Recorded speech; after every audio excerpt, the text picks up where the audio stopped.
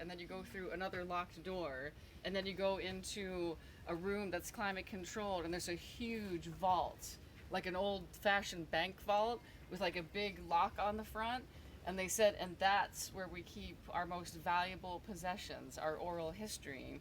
And they do have oral histories that came from here that Polly passed down to her kids and grandkids.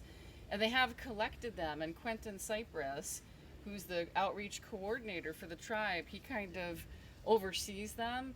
But he said, yes, they have some. And so they'll figure out which ones they want to bring out to join up with the project here, right? So this is kind of setting the stage to create a 3D virtual reality of 1858.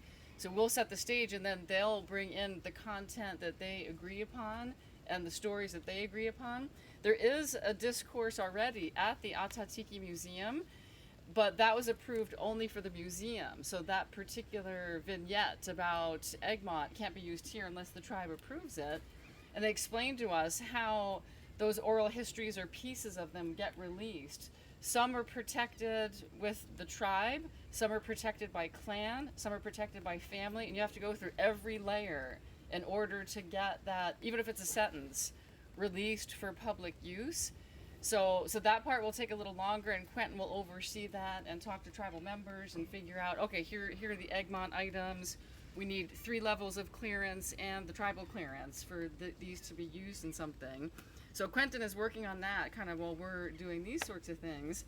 But it was just fascinating to go through all of these locks. I mean, this is one of the wealthiest native tribes in the world, right? But that's not their wealthy possession. What's in that vault is the most valuable thing that they own. It was really just physically fascinating to go through all the locked doors and then see the big safe and look at the levels of protection they have. And that's of course because so much has been taken away from them, right? That they want to protect that. So we did bring some brochures for the museum. If anyone hasn't been, it's a really fascinating place. It was cutting edge when it opened. I'll talk to you.